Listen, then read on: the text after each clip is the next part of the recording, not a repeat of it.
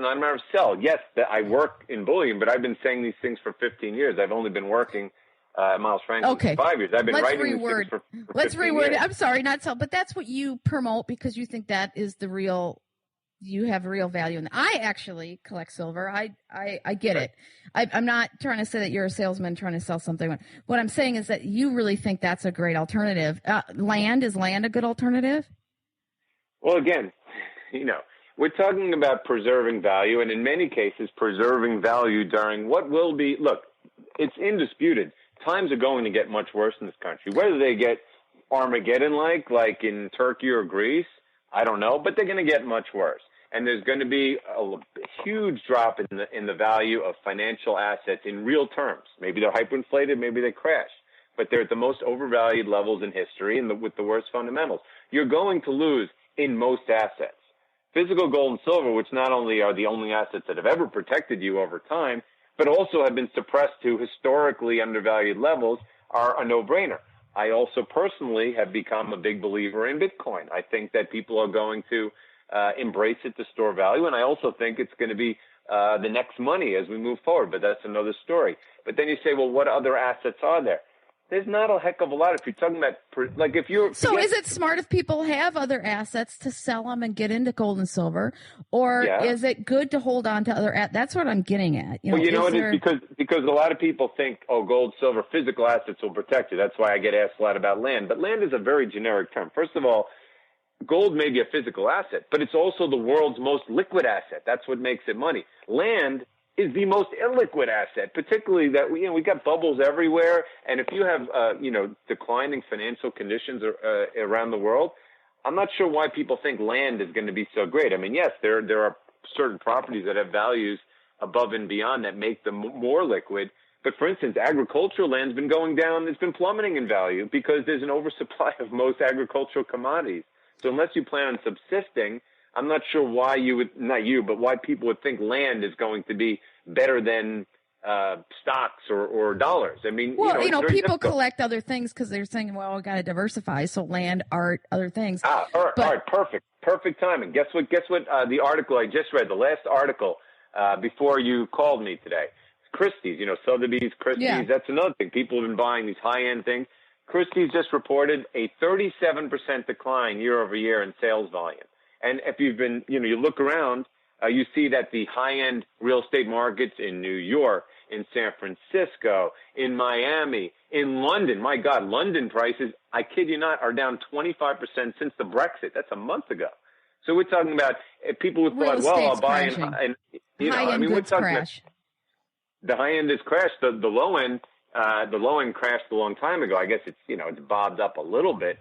But, to say what low-end real estate would people buy? I mean, if you're going to live there, that's not an investment. Can't there be simple things like alcohol and cigarettes and toilet paper?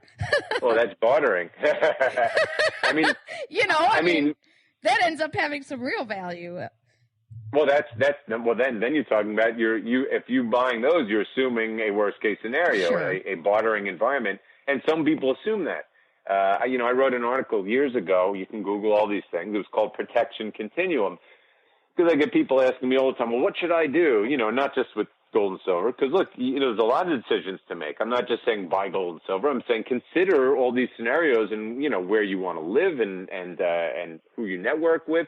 But the article is called Protection Continuum, and I said, look, basically, everyone's got to make their own decision about how far they want to go down the rabbit hole. I mean, I said a 1 out of 10 means move to Manhattan and put all your cash in Citibank, and a 10 out of 10 means move to a desert island, bury gold in the sand, and forage for food. I mean, you need to start thinking about these things, about what is best for you and your family and your circumstances to prepare. Because if you don't prepare at all, you are just going to get slaughtered. I mean, if you have financial assets, they're going to get slaughtered. Most job sectors are already doing really badly. They're not going to get any better. Certainly not if currencies are crashing around the world. And it's a matter of you do your best to try to prepare for the worst case scenario and hope it doesn't happen. Well, let's talk about gold and silver a little bit. Silver, isn't it? And traditionally, silver is compared to gold has much more value than it is currently. Right. Silver is far more manipulated. It's kind of, they say, the canary in the coal mine, because gold and silver have a 100% directional correlation.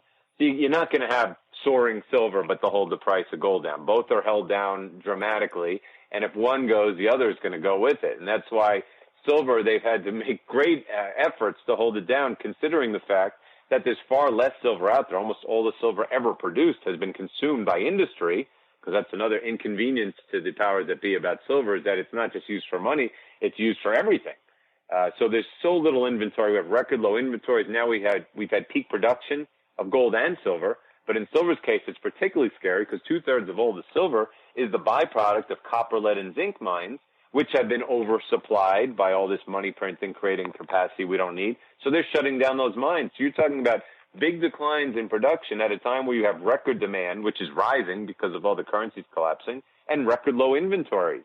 So the gold to silver ratio, as a lot of people look at it, meaning the price of gold to the price of silver, is way, way above historical norms at a time where the fundamentals for silver are getting more powerful each day. And again, all it takes is a tiny percentage of the world to re-monetize it in their minds. Forget what governments are doing. I mean, and that's it. I remember, the Chinese word for money is silver. The French word for money is silver. People just don't realize silver has a longer history of being money than gold does. And because it's more affordable, certainly right now, it's what people are going to flock to, and they're scared. And that's why we've had record demand. So what is the historical ratio between gold and silver, and where is it today? Right. Okay. Well, the historical ratio in many cases was fixed by governments, and in some cases it was because of the way it traded. It just worked out that way. But the fact is, throughout history, silver has come out of the ground on average about 15 times more than gold. So for every ounce of gold that's been mined throughout history, there's generally been 15 of silver. That's just kind of the ratios of their scarcity. The problem is that most of that silver has been used by industry, but more importantly, it's depleting faster. So the quantity of silver to gold has changed now. Yeah, now it's 9-to-1 because a lot of the silver is found more shallow, and they've got it all out. Plus, you have all these copper and zinc mines going out. Sure, so that makes sense. We're talking about it's produced at 9-to-1 and it's trading at 70 or 75-to-1. Okay, so at 75 to what historically, if it's at 75-to-1, historically, what has it been? 50-to-1? 15. 15-to-1. History. So it's only been in this ridiculous range of, let's call it 40 to 90 since the futures exchange started in the 70s. So just at a very basic level, it's underpriced. It should be at 75-to-1 or 70-to-1. Absolutely. And right now it's at 15-to-1. So it's completely underpriced just based on historical ratios, let alone the fact that gold is being suppressed. Yeah, and that's why we have a lot of people who are buying silver, and why silver in dollar terms is actually for the retail investor, not for the institutions and governments can't buy silver because there's nothing to buy. It's all used by industry and retail. But the retail industry is spending as much on silver as it is on gold for that very reason, and particularly people who don't have. Yeah, exactly, because it's more affordable. If you only have $20,000 or $30,000 to spend, or $5,000, you're going to buy silver. If you have $2 or $3 million, first of all, you're not going to be able to find that kind of silver because it doesn't exist, and you're more likely to buy some gold with it. But silver we've had shortages in the silver market in our business in 2008, 2011, 2013, 2015. And, when we have the next crisis, which in my mind has already started, it's only going to get worse, we will have a shortage like we've never seen before, where there'll be no more bullion dealers because we're going to run out. In 2008, we ran out for 3 months, the entire industry. And that will happen again. Yeah, interesting. Wow. Okay. So how can people get hold of you and learn more about you? You have a blog. What's going on with you, and how can people learn about you? Right. Again, I'm the marketing director. Miles Franklin has been around for 27 years. The smartest guy at Miles Franklin, from what I hear. Yes, according to Andy Scheckman, our president. And he's been around for a long time, too. He's great. I love Andy Scheckman. Yeah, him and his dad started the firm 27 years ago. We have not had a single registered complaint all that time, which is pretty impressive for a non-regulated industry, except, by the way, in our home state of Minnesota, the only state in this country which is regulated on a state level. That's great. And I write every day for free. I do these podcasts, several of them each week. You can go to milesfranklin.com. You can email me at ahoffman@milesfranklin.com, or you can call us at 800-822-8080. Okay, and I'll have that up on the radio page as well. And thank you so much for joining us today. It got kind of heated, but I love that stuff. Oh, it was my pleasure. I love the back and forth. I love the questions. Yeah, I love to argue with people. So as long as you're okay with it, it's fun. So thank you so much. Yeah. Sure. Thank you.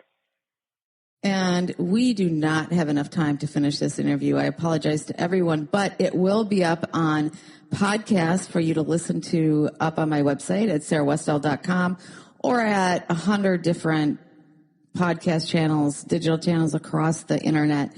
You should be able to find it. But if not, go to my website and you can get a subscription there and get an RSS feed and get it wherever. So I hope everyone has a wonderful day. You've been listening to Business Game Changers with host Sarah Westall.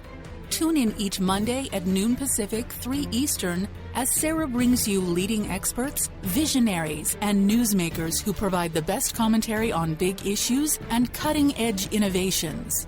Sarah's 20 years as a business executive will help you think like an entrepreneur with expertise, energy, and attitude. Tune in Mondays at 12 noon Pacific Time and learn more about Sarah at sarahwestall.com today.